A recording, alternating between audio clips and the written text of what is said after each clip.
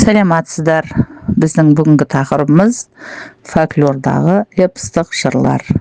Фольклордағы батырлар жырының түрлері, жанрлық белгілері, жиналу, жариялану тарихы, батырлар жырының жанрлық белгілері, Алпамыс батырдың тарихта болғандығы жайлы, Қобыланды батыр жырының нұсқалары, Қамбар батыр жырының көркемдік ерекшелігі жайлы сөз қозғаймыз. Батырлар жыры қазақ ауыз әдебиетінің ең көрнекті және кең тараған жанрларының бірі.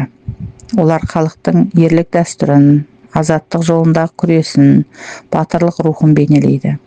Жырлар көбінесе тарихи оқиғаларға негізделіп, ұлттың патриоттық рухын сақтауға, тәрбиелеуге қызмет етеді.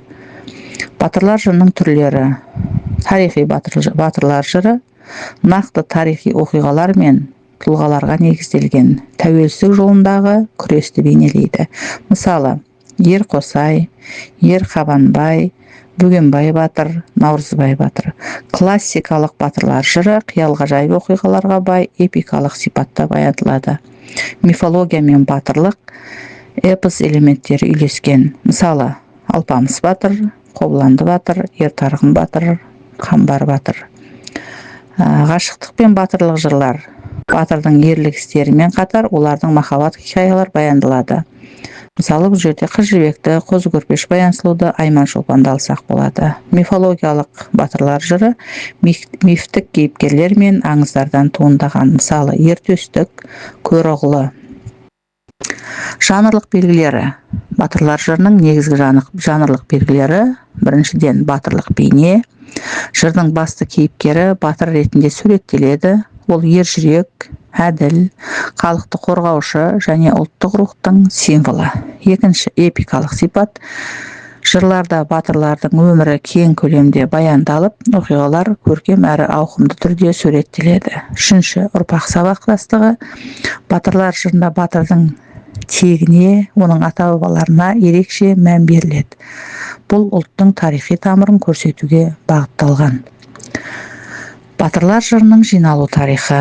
20 ғасырдың басы Ахмет Байтұрсынұлы, Халел Досмұхамедұлы, Шоқан Уәлиханов сияқты қазақ ағартушылары батырлар жырын зерттеуге кең көңіл бөлді.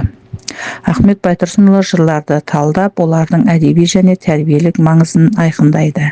Бұл кезеңде Қамбар батыр, Ер Тарғын сияқты жырлар қағазға түсті. Кеңес дәуірі.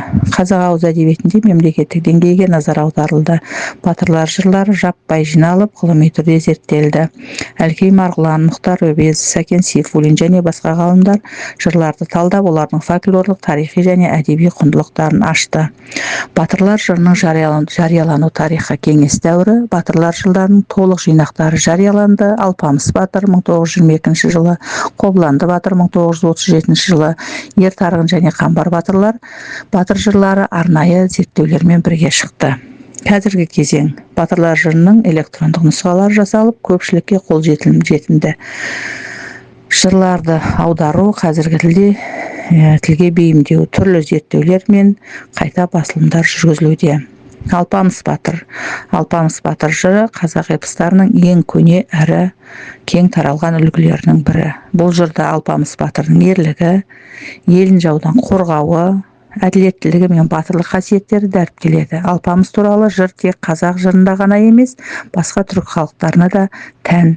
Өзбек, қарақалпақ, татар халықтарында да кездеседі. Бұл оның терең тарихи тамырының тереңдігін көрсетеді. Қобыланды батыр жырының нұсқалары. Қобыланды батыр жыры қазақтың батырлық эпостарының ішіндегі ең таралғандарының бірі. Бұл жырда Қобыланды батырдың ерлік істері, елін қорғаудағы жан қиярлығы баяндалады. Жырдың көп нұсқалары бар. Олар қазақ даласының әр аймағында түрліше айтылып, кейбір айырмашылықтарға ие. Қобыланды батыр жырының негізгі нұсқалары. Нұрпейіс Байғани нұсқасы. Бұл нұсқада жыр өте көркем әрі поэтикалық түрде баяндалады. Нұрпейіс ақын жырдың сюжетін тереңдетіп, көптеген қосымша эпизодтар қосқан. Бұл нұсқада Қобыландының батырлық іс-әрекеттерімен бірге оның тұлғалық қасиеттері ашылады. Марабаев ақын нұсқасы. Ең кең таралған нұсқалардың бірі. Жырдың оқиғалары ширақ әрі қобыланды батырдың ерлігі мен қайсарлығы баса көрсетілген. Бұл нұсқада батырдың бану шешекпен кездесуі, дұшпандармен күресі ерекше сипатталған. Жүсіп Шайхысламұлы нұсқасы. Жырдың оқиғалары қысқартылған түрде баяндалған. Бұл нұсқада жырдың тәрбиелік мәні мен батырдың тұлғалық ерекшеліктері айқын көрінеді. 4. Тоқсанбай нұсқасы. Бұл нұсқа Қазақстанның батыс өңірінде тараған оқиғалар мен эпизодтарды жергілікті ерекшеліктер байқалады. Қамбар батыр қазақтың классикалық батырлық жырларының бірі. Ол өзге батырлық эпостарға ұқсас түрде ел қорғау, әділдік, ерлік, патриотизм сияқты тақырыптарды қамтиды. Жырдың басты кейіпкері Қамбар батыр елін жаудан қорғаған қаһарман ғана емес, қарапайым халықтың өкілі ретінде де бейнеленеді. Жырдың көркемдік ерекшелігі оның құрылымы, тілі, композициясы мен образдар жүйесінде айқын көрінеді. Қорыта келе, Қамбар батыр жырының көркемдік ерекшелігі оның эпикалық құрылымында, терең мазмұнында және поэтикалық тілінде жатыр. Жырдың басты идеясы халықтың батырлық дәстүрін дәріптеу және ел қорғау идеясын ұрпаққа насихаттау. Қамбардың қарапайым халық арасынан шығып, әділдік пен ерліктің үлгісіне айналуы қазақ фольклорындағы ерекше құбылыс. Жырдың мазмұны мен көркемдік ерекшелігі оны мәңгілік әдеби мұратында сақтап қалады.